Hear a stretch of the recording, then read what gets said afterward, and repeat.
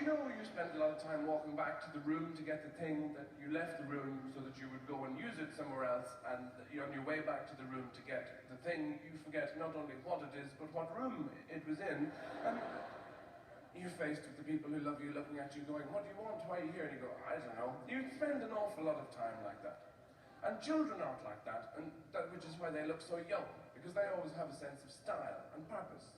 When they're walking around, they have a very definite purpose. They're walking and walking, and it's a great walk as well. It's not an adult sort of bemused shuffle. It's that, I'm going over here. You say, why are you going over there? Because I have a harmonica. What are you doing with a harmonica? I'm going to put it in the toilet.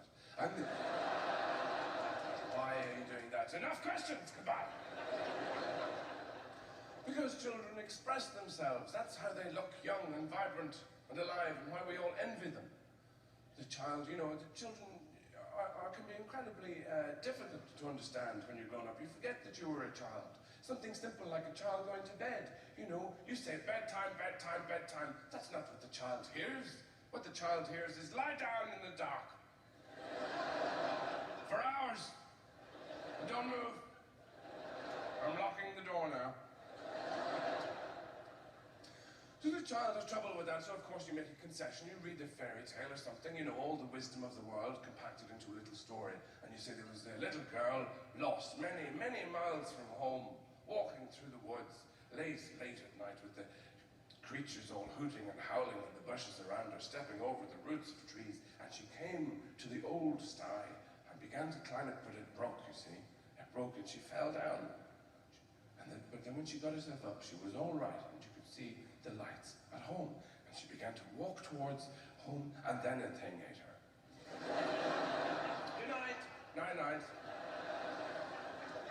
You probably sent the child to bed because you were just tired talking to the child, because the child asks you questions. You see, and this is one of the great things about having a child. You look forward to teaching this child about the world and how it works. But the children they're like children, but they're bigger and they're webbed.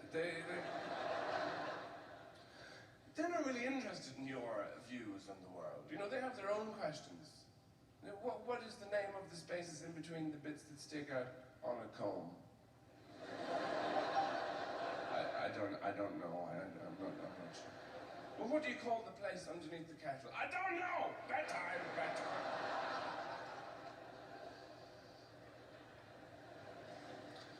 But it's difficult. Children sleep in your bed.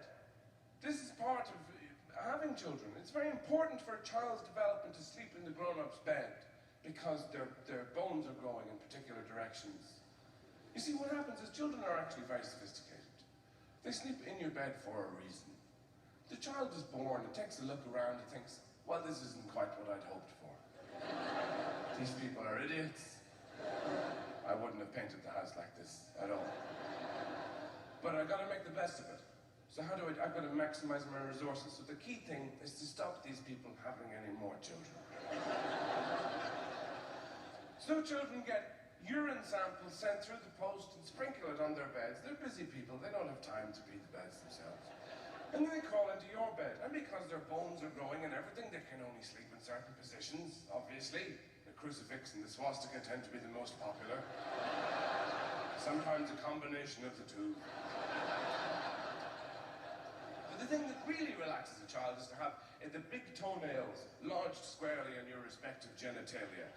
That ensures a blissful night's slumber. Then the sexual kidnapping is complete. No touchy-touchy, no kissy-kissy. You two need lots of sleep. I have many questions for tomorrow.